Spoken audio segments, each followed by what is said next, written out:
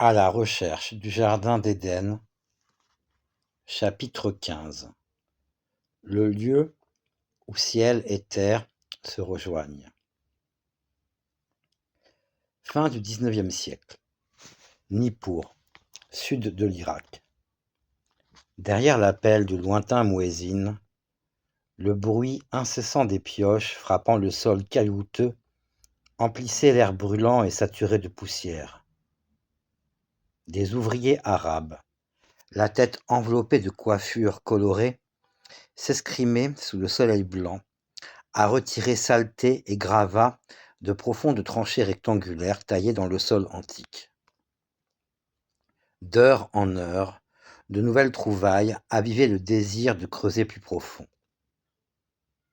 La nouvelle courut que de nouveaux artefacts venaient d'être mis au jour, près des fondations de l'E-Kour, la maison de la montagne. C'était le grand temple d'Enlil, dieu suprême du panthéon sumérien, et fondateur légendaire de cette puissante cité-État, plus de 5000 ans auparavant. Apprenant la découverte, le professeur J.H. Haynes de l'expédition babylonienne de l'université de Pennsylvanie se mit à naviguer dans un dédale d'allées ménagées entre des tranchées et fossés animés d'une activité frénétique. Il parvint enfin aux vestiges de l'E-Kour, à côté d'une ziggourate éboulée en briques de terre que les Sumériens appelaient Dur-An-Ki, la jonction du ciel et de la terre. Guidé par la voix de ceux qui avaient fait la découverte, Haynes examina rapidement le nouveau puits.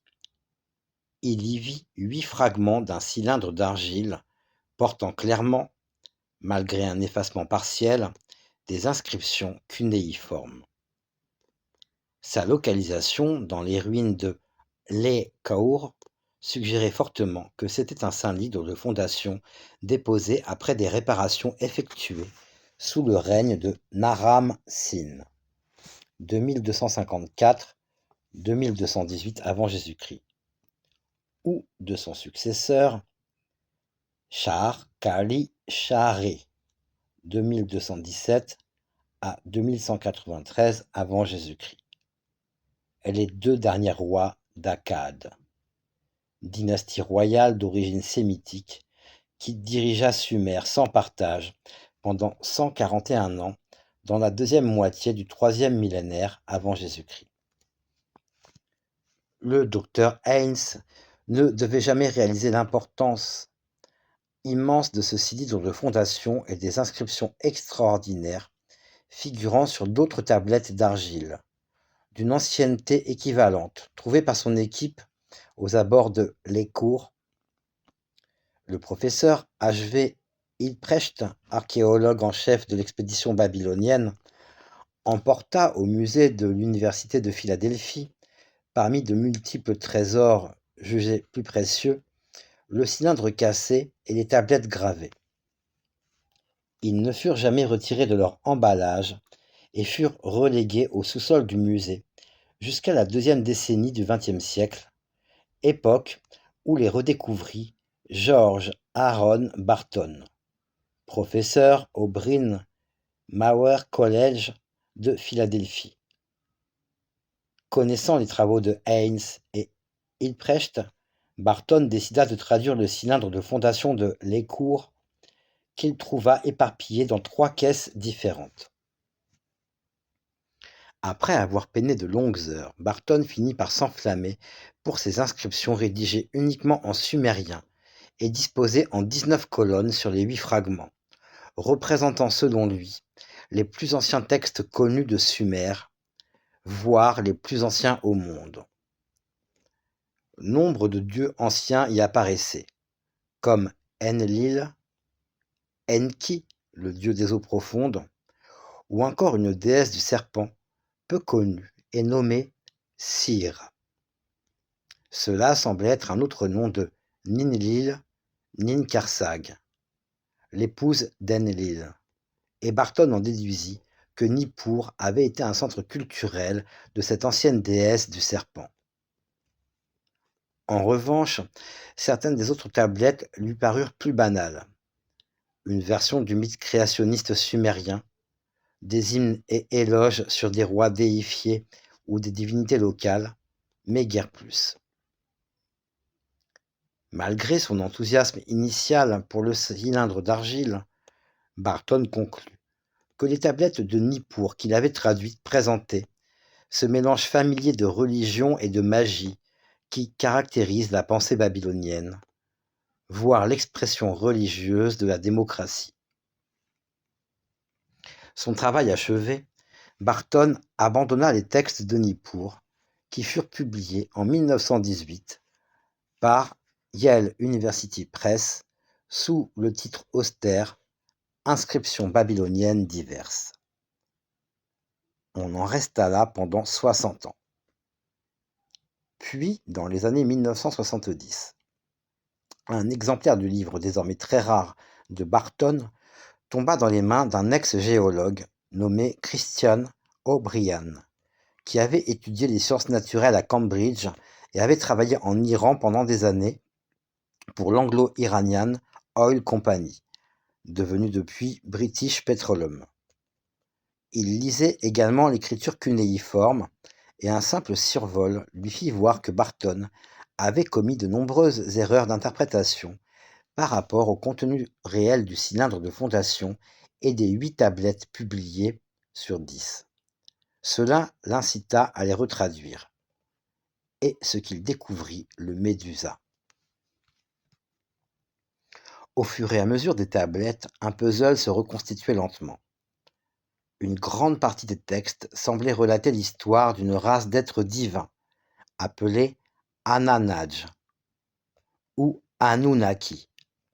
Ce sont les grands ou les rejetons princiers, ou les fils du ciel et de la terre. Ils arrivent dans une région montagneuse et campent dans une vallée fertile.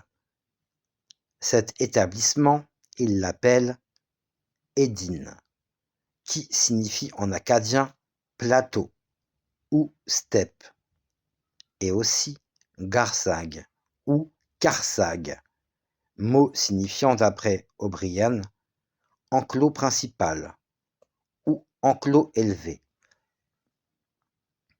Progressivement, les Ananages développent une communauté agricole comprenant culture, champs, domestication de plantes et création de fossés d'irrigation et de canaux. Ils mettent le bétail dans des enclos couverts et construisent des habitations en cèdre. Ils entreprennent de grandes constructions. Un réservoir pour doter Karsag d'une forme plus évoluée d'irrigation. De grands édifices, comme la grande maison d'Enlil, qui se dressait sur une éminence rocheuse dominant l'établissement. Les textes parlent aussi de greniers, de construction de routes, d'une maternité pour les mères et d'un endroit appelé le bâtiment de la vie dans le lieu élevé. La vallée environnante comprend apparemment des plantations d'arbres aménagés en hauteur, des enclos élevés en bois de cèdre et des vergers dont les arbres donnent 3 fois des fruits. Les tablettes de Karsag, comme les appelait O'Brien, semblaient indiquer que la communauté avait prospéré pendant une immense période. Les récoltes, généralement abondantes et excédentaires, permettaient même de partager le butin avec des étrangers qui venaient participer et aider. Les principaux fondateurs de la colonie étaient au nombre de 50 et avaient pour chef Enlil, le seigneur de la culture, et sa femme, Nin Karsag, la dame de Karsag, aussi appelée Ninlil. Elle est fréquemment désignée comme la dame brillante, ou encore plus important, comme la dame du serpent. Cire. Titre qui avait fait supposer à Barton qu'il s'agissait de quelque déesse du serpent vénérée à Nippur. Le groupe comprenait encore Enki, seigneur de la terre, et Utu, ou Ugmash, un dieu du soleil. Les Hananages possédaient un gouvernement démocratique, mais il existait également un conseil restreint des Sept, chargé de grandes décisions sur l'avenir de Karsag, parfois aidé dans ses délibérations par l'être suprême, Anu, dont le nom signifie ciel ou montagne.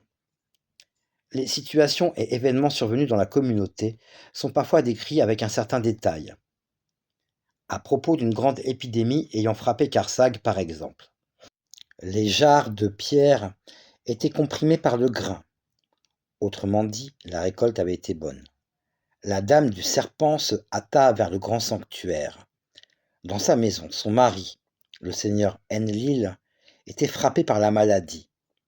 La demeure brillante, la maison de la dame Ninlil, était frappée par la maladie. Maladie, maladie. Elle se répand dans la colonie. Notre mère splendide, qu'elle soit protégée, qu'elle ne succombe pas, qu'on lui donne la vie, qu'elle soit protégée de l'atteinte de la maladie. Pas de repos pour ce serpent. De la maladie à la fièvre. La maladie frappe Ninurta, le propre fils d'Enlil et Ninlil. Sa mère fait éteindre toute lumière, jour et nuit, jusqu'à ce que l'enfant retrouve la santé. Les malades finissent par se remettre et des lois sévères sont instituées pour empêcher le retour de la maladie mystérieuse. En Éden, la nourriture que tu cuis doit être mieux cuite. En Éden, la nourriture que tu nettoies doit être mieux nettoyée. Père, manger la viande est le grand ennemi. Ta nourriture à la maison d'Enlil. Après avoir traduit cette tablette, O'Brien dut se rendre compte qu'il avait trouvé le gros lot en matière de préhistoire, car il nota alors avec exaltation. Les parallèles que présente cette épopée avec le récit hébraïque du Jardin d'Éden sont des plus convaincants. Non seulement Éden est mentionné 2 fois dans cette tablette, mais la référence à la dame du serpent pour désigner Ninkarsag est une claire confirmation de la nature scientifique de la tâche effectuée par les serpents du récit hébraïque. Par serpent du récit hébraïque, il faisait allusion aux veilleurs et néphilim du livre d'Enoch. Une autre confirmation de ce lien entre veilleurs et Hananage venait de l'appellation serpent splendide aux yeux brillants, appliquée à 2 reprises à Enlil, le mari de Ninlil.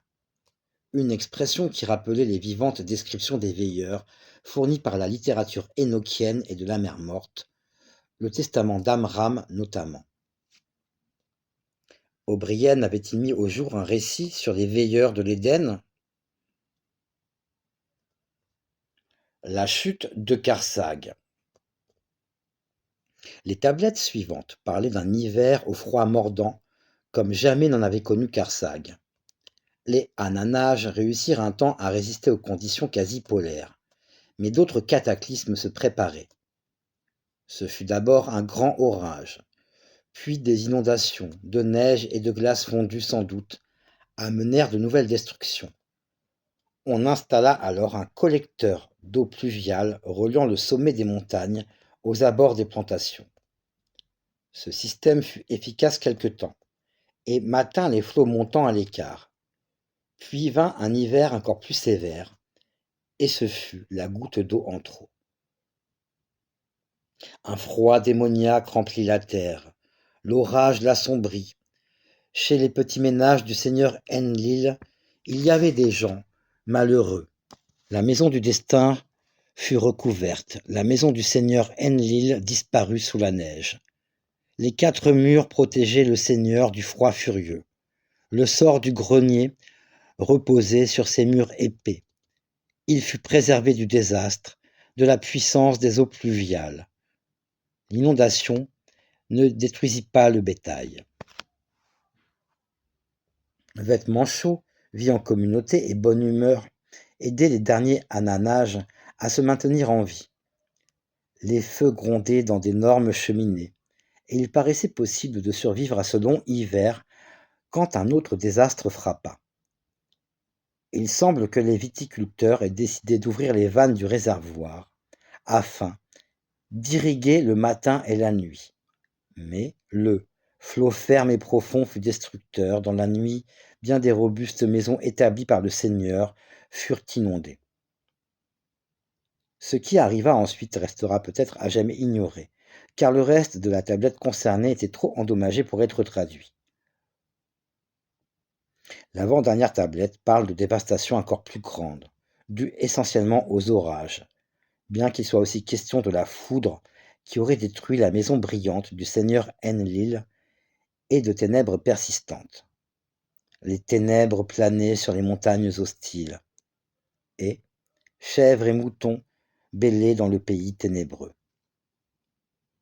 La dernière tablette parle de désastres et lamentations généralisées, avec les ténèbres permanentes que seules interrompaient les fréquents orages, s'installa une pluie incessante. Le réservoir se remplit, puis déborda, inondant bientôt les champs irrigués, puis les zones basses de la colonie. Les bâtiments situés dans les hauteurs furent de nouveau frappés par la foudre.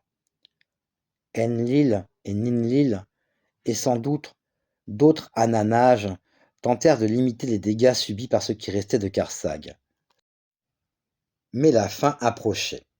Les Ananages savaient que le combat était sans issue, comme Enlil le reconnut. Ma colonie est ruinée, les débordements de l'eau l'ont accablée. L'eau a suffi, hélas, pour la détruire.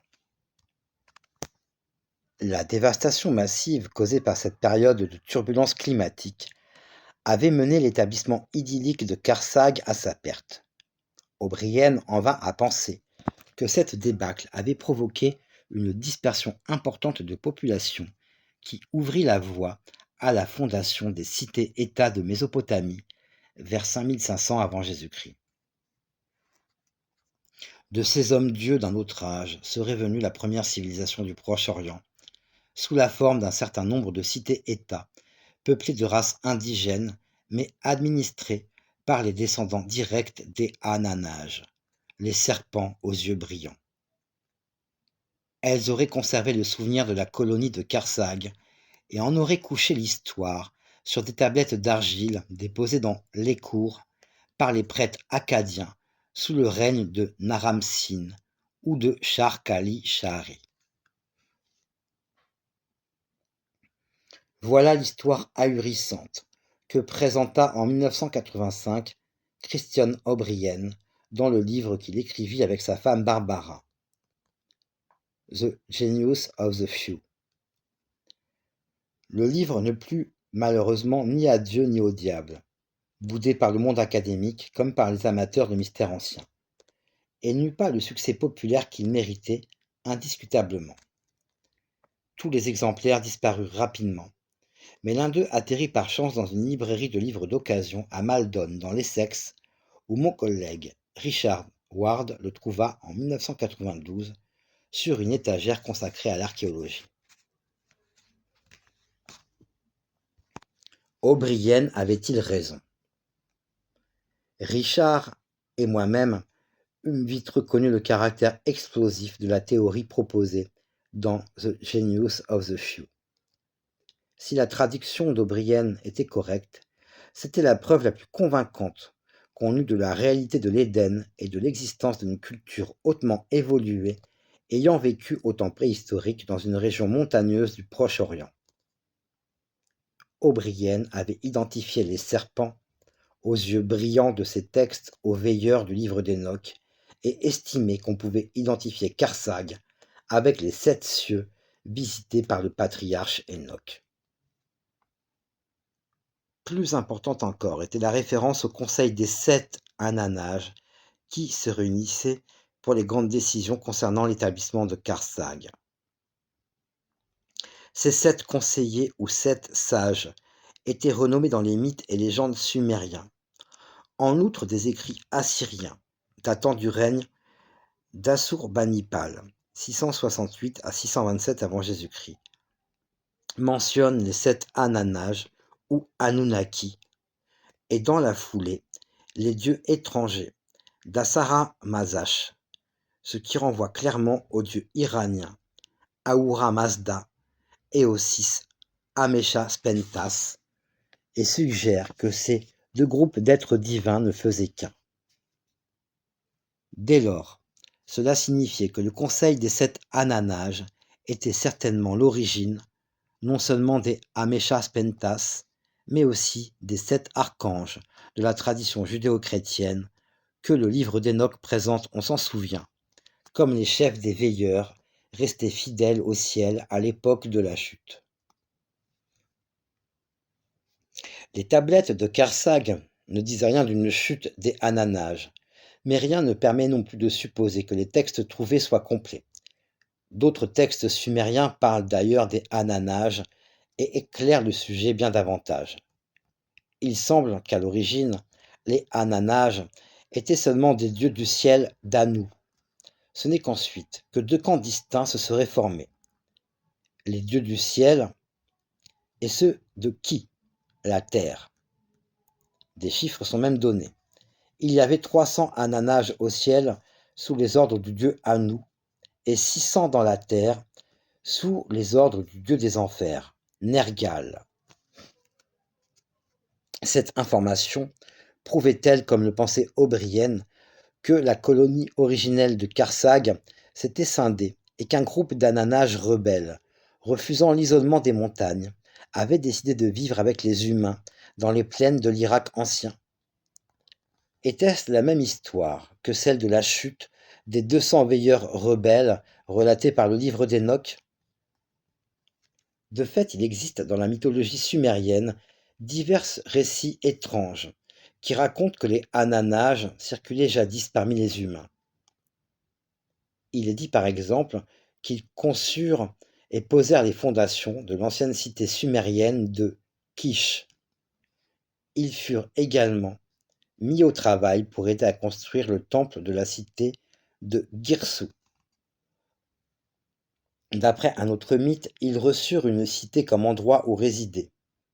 Cet endroit était probablement Eridu, la plus ancienne cité-état de Sumer, qui aurait compté pas moins de 50 Ananages, le même nombre que citent les textes de Karsag.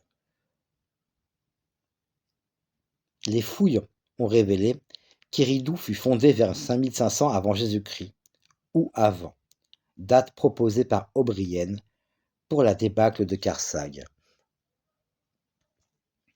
Mais la traduction de O'Brien était-elle exacte? Les universitaires, restés fidèles au professeur George Barton, tendent à rejeter entièrement l'interprétation quelque peu colorée des textes de Karsag donnés par O'Brien. Ils soutiennent la traduction de Barton et confirment l'approche orthodoxe qui y voit des textes religieux de la période akkadienne tardive, vers 2200 avant Jésus-Christ.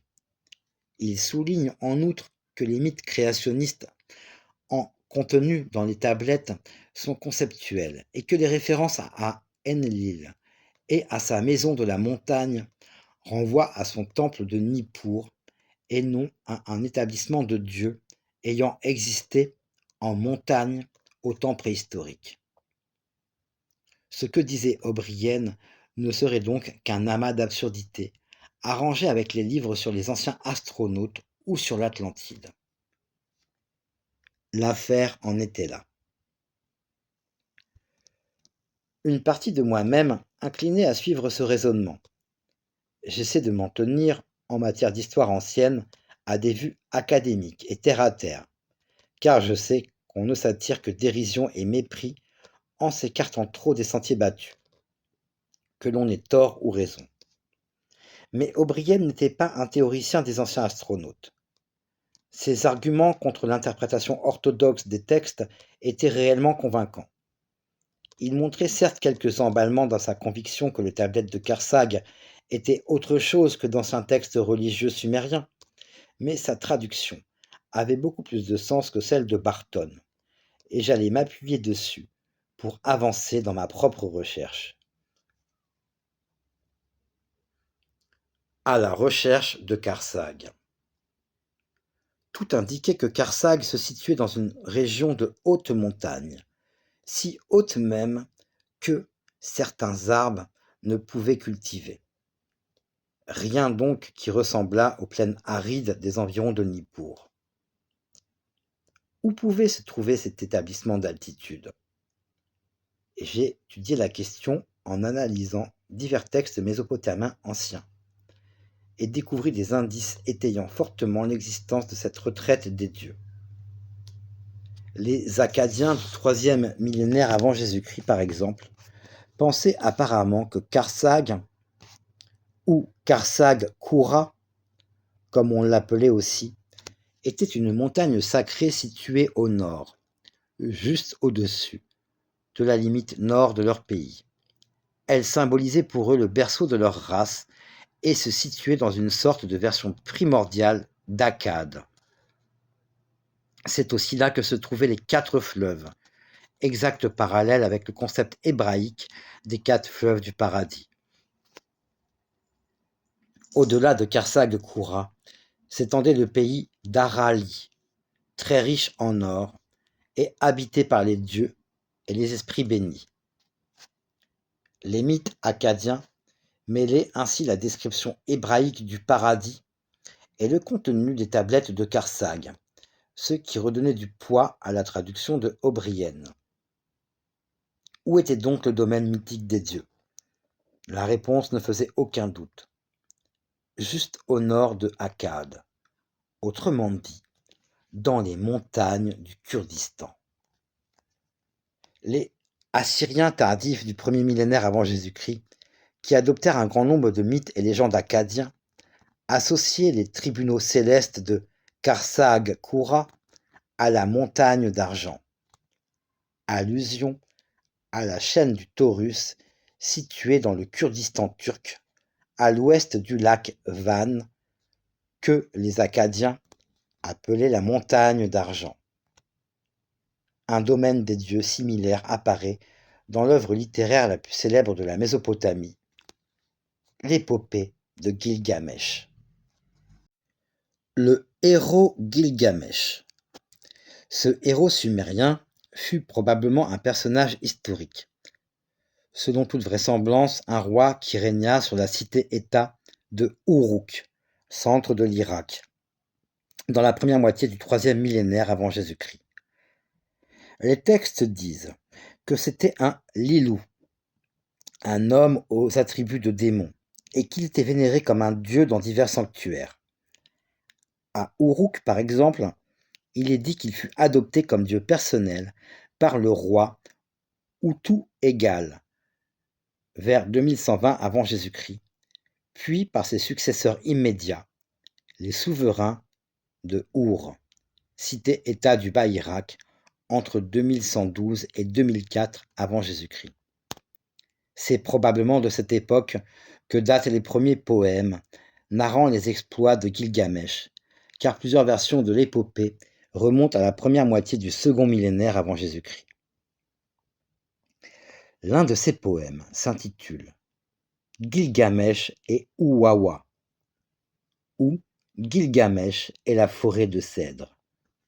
L'histoire débute par une tentative de séduction vis-à-vis d'Enkidu, un sauvage montagnard qui sera finalement apprivoisé et amené à commencer une vie nouvelle parmi les humains.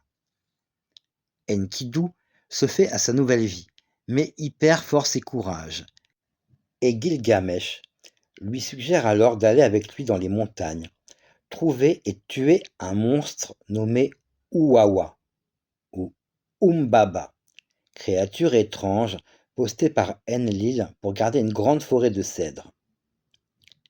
Enkidu renacle d'abord à se lancer dans cette quête effrayante, car il a déjà croisé Uwawa au cours de ses tribulations dans les montagnes.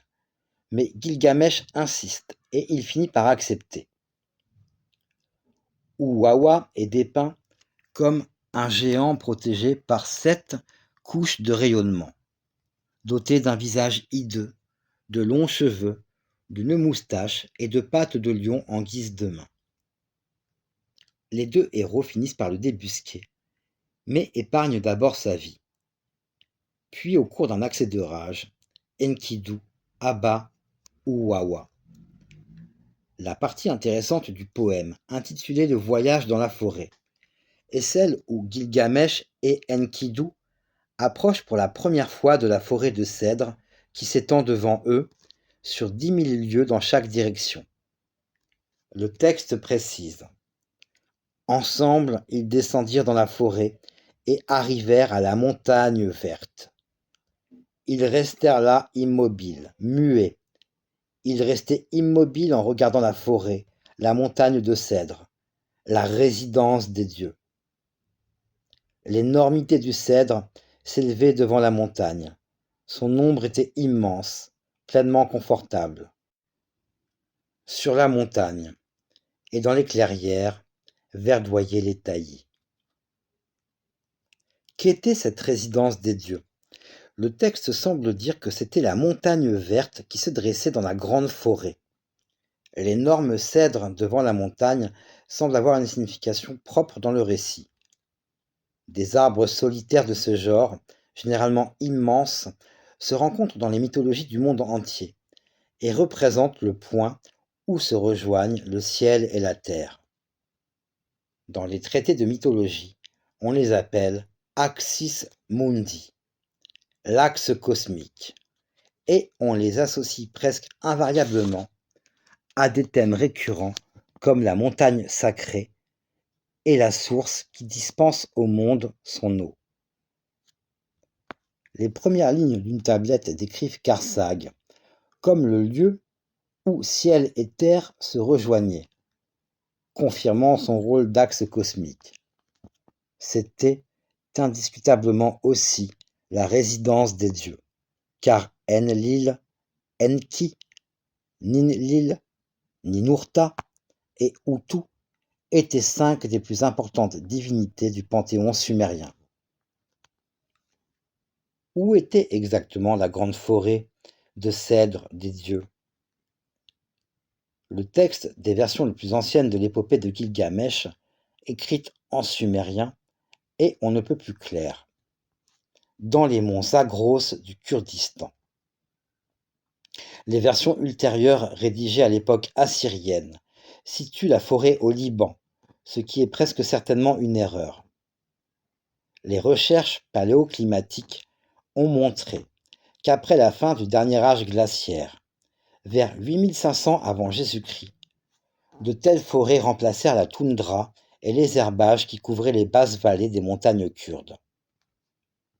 L'apparition de puissantes moussons asiatiques au nord de la Mésopotamie et au nord-ouest de l'Iran provoqua à cette époque des changements climatiques spectaculaires dans les montagnes kurdes, créant de vastes lacs et favorisant une végétation luxuriante au printemps et en été. D'épaisses forêts d'arbres à feuilles caduques, et notamment de cèdres, commencèrent à envahir les vallées et les versants de montagne, tandis que les étages plus élevés se transformaient en luxuriants herbages propices aux cultures. En fait, ces changements climatiques draconiens coïncidèrent presque exactement avec l'apparition des premières communautés néolithiques au Kurdistan. Puis, entre 3000 et 2000 avant Jésus-Christ, les moussons d'Asie se retirèrent lentement, privant la région des pluies essentielles de printemps et d'été. Les basses vallées furent les plus touchées.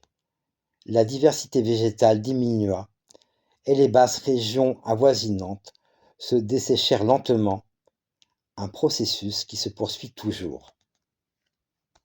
Cette dernière phase de la préhistoire vit les Sumériens procéder à l'abattage massif de ces vastes forêts de montagne pour en faire du matériau de construction et du charbon de bois pour les fours de briques et les feux domestiques.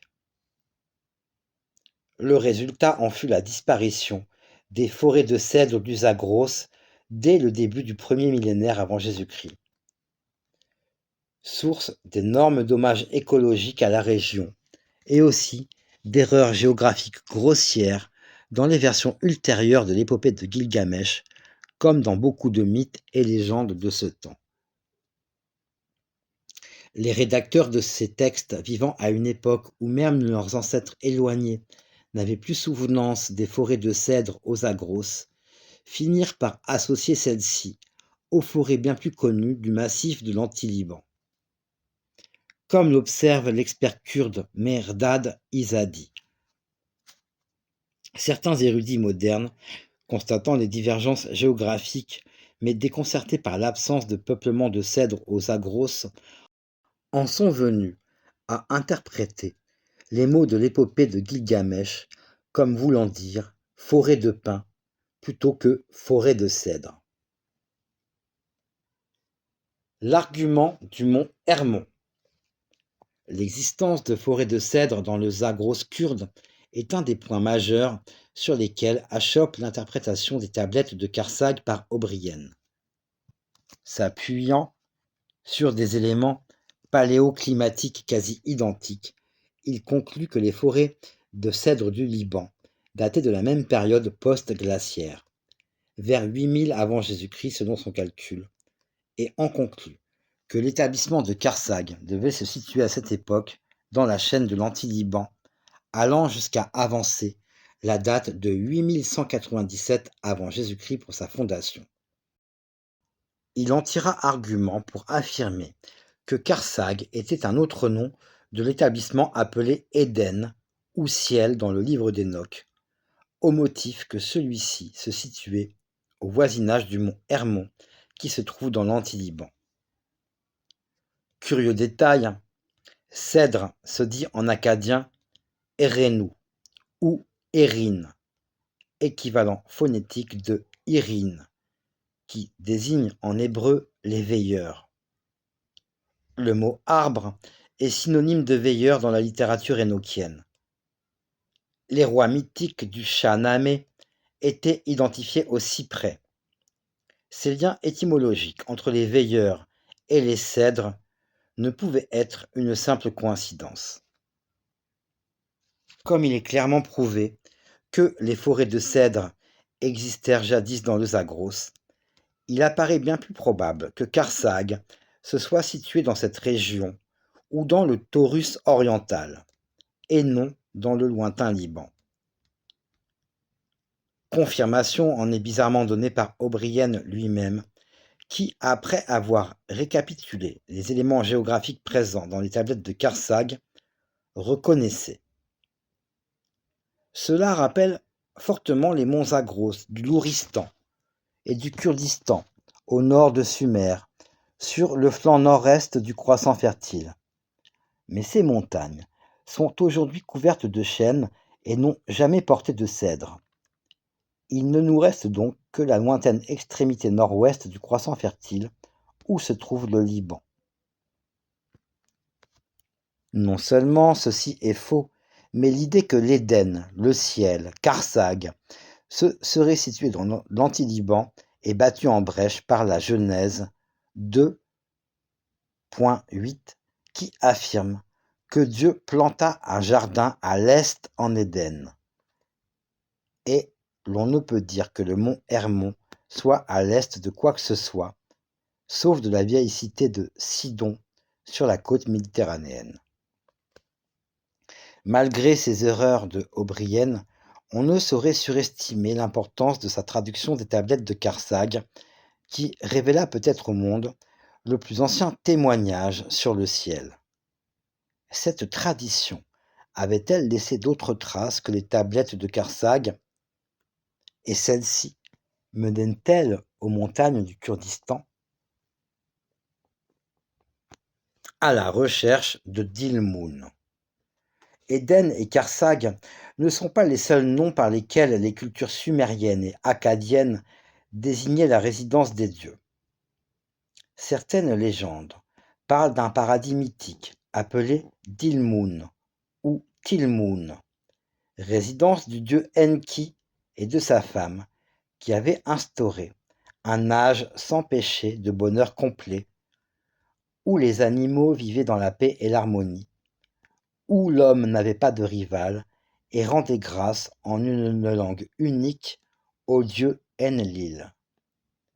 C'était une demeure des immortels, pure, propre et brillante.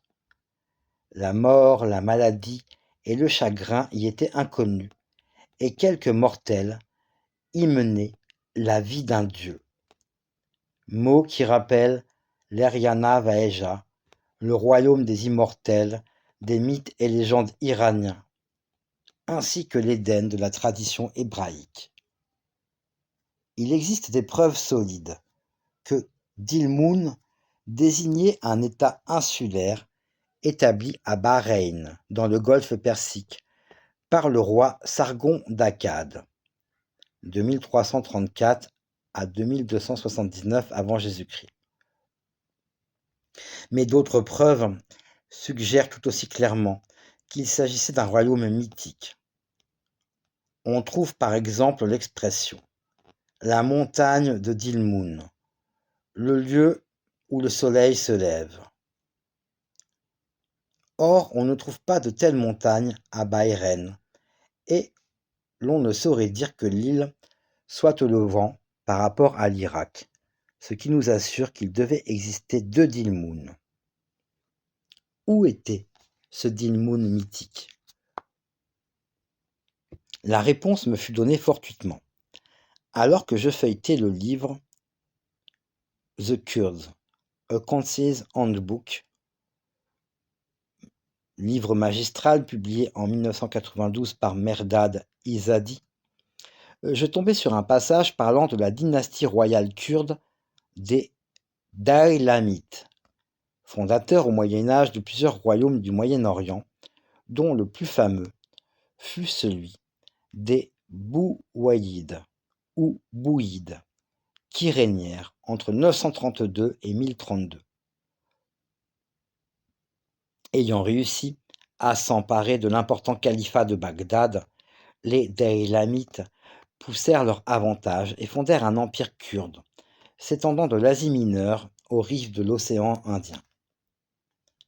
Mais comme le note Izadi, l'origine des Daylamites est entourée de confusion. Le centre principal de leur dynastie tribale était les montagnes de l'Elbrouz, au nord de Téhéran, d'où beaucoup de spécialistes pensent qu'ils prirent leur essor.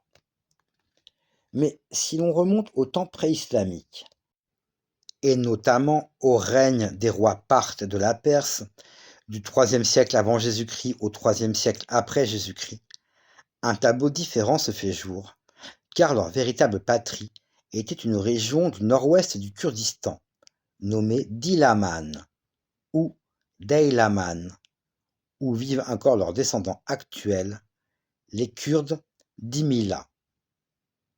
Dilaman, voilà qui sonnait tout à fait comme Dilmun. Y avait-il identité entre les deux? Les anciennes archives religieuses de la cité chrétienne de Arbela, actuelle Arbil, au Kurdistan irakien, confirment cette identité géographique, car on y lit que Beth Daylomaye, le pays des Daylamites, se trouvait au nord de Sanjar, vers les sources du Tigre. Izadi nous révèle en outre que le livre saint zoroastrien, le bouddhaïsme, situe également Dilaman aux sources du Tigre et non dans les montagnes côtières de la mer Caspienne. J'eus du mal à me contenir en lisant ces mots. Le bouddhaïsme, ainsi qu'une autre source kurde majeure, située Dilaman, la patrie ancestrale des Kurdes d'Imila, aux sources du Tigre. Je vérifiai rapidement sur la carte et y trouvai confirmation. Dilaman se situait au sud-ouest du lac Van, près de Bitlis, exactement à l'endroit où je plaçais le jardin d'Éden. Certes, ces mots appartenaient à des langues différentes et étaient séparés par des millénaires d'histoire culturelle. Mais les noms de lieux sont l'une des rares choses préservées et réutilisées sans altération majeure par les cultures successives. Il était donc possible que les peuples indigènes du nord-ouest du Kurdistan aient préservé le toponyme mésopotamien originel de Dilmun et l'aient en outre adopté comme nom de tribu. La source des eaux. Les liens entre Dilmun et les sources du Tigre et de l'Euphrate ne s'arrêtaient pas là. Le dieu Enki, qui aurait été, avec sa femme, le premier habitant de Dilmun, était également le dieu de l'Apsu, vaste région aquatique située sous la terre et d'où émanaient toutes les sources, cours d'eau et fleuves. Il était à ce titre le gardien des deux puissants fleuves de Sumer, l'Euphrate et le Tigre, qui étaient généralement dépeints comme des cours d'eau tombant de ses épaules ou jaillissant d'un vase qu'il tenait à la main. On y voit représentés des poissons nageant dans leurs eaux, par exemple un saumon s'efforçant d'atteindre la source d'un fleuve. Gardien sacré de ces deux fleuves, Enki était sans doute aussi le protecteur de leurs sources. Il devait donc être associé à ces sources, où les archives chrétiennes d'Arbela, comme le bouddhaïsme, semblent placer le royaume mythique de Dilmun et où la tradition hébraïque place le jardin d'Éden. Les tribus à tête rouge. La religion principale des Kurdes d'Imili est l'alévisme. Le troisième est peut-être le plus énigmatique des trois cultes kurdes d'adorateurs d'anges. La plupart de ces adeptes vivent aujourd'hui près des contreforts du Kurdistan turc en Anatolie orientale. Mais un îlot de tribus alévites subsiste encore au milieu d'une mer sunnite dans le Kurdistan septentrional, dans une zone justement située sur la rive sud-ouest du lac Van. Qui étaient ces mystérieuses tribus alévis angélolâtres? Les Alévis tirent leur nom du mot Alev, le feu, auquel ils vouent une grande vénération. L'alévisme actuel ne date que du XVe siècle, mais ses racines plongent dans la nuit des temps et empruntent à des influences multiples, principalement iraniennes. Les Alévis ne sont pas des musulmans, même si Ali, le premier imam chiite, est le plus important des nombreux avatars, incarnations divines, qu'ils reconnaissent. Ils n'oublient pas non plus Azi Dahaka, qui est au centre d'un important rassemblement rituel appelé Ayini Cham. Un de leurs rites les plus obscurs est une pratique archaïque consistant à enfoncer une épée dans le sol pour communiquer avec l'esprit universel. Les femmes peuvent participer à tous leurs rassemblements rituels, ce qui a suscité des soupçons de nature sexuelle sur des événements interdits aux étrangers. Les Alévis d'Imili sont aussi appelés Kizilbash, tête rouge, allusion à leur coiffure cramoisie, caractéristique adoptée en l'honneur de Ali, le gendre de Mahomet, qui aurait dit « Attachez du rouge sur votre tête afin de ne pas tuer vos propres camarades au cœur des combats. » En refermant le livre, je n'en revenais pas. Dire que j'étais abasourdi par ces révélations serait un euphémisme. Les tribus d'Eylamites ou d'Ilimi du Kurdistan turc avaient-elles préservé le nom de Dilmun ou d'Ilaman depuis la préhistoire jusqu'au Moyen Âge? Plus important encore, les tribus alévis à tête rouge détenaient-elles des secrets immémoriaux sur la présence des veilleurs dans cette région? Et que dire de leur terre d'origine, au sud-ouest du lac Van? Était-ce tout à la fois l'emplacement de Dilmun, le domaine mésopotamien des immortels, Karsag, l'établissement des Anunnaki, et l'Éden, la patrie des veilleurs? L'idée était stimulante, et l'hypothèse d'une localisation de Dilmun dans le nord du Kurdistan s'appuyait sur des arguments séduisants. Avant de m'engager davantage, il me fallait cependant étudier si les mythes et légendes des anciennes cités-États mésopotamiennes étayer l'existence de la race déchue. Je n'allais pas tarder à découvrir que dans l'Irak antique, plus que partout ailleurs, le souvenir d'hommes-dieux ayant jadis marché parmi les mortels avait perduré plus longtemps que je ne l'aurais jamais imaginé.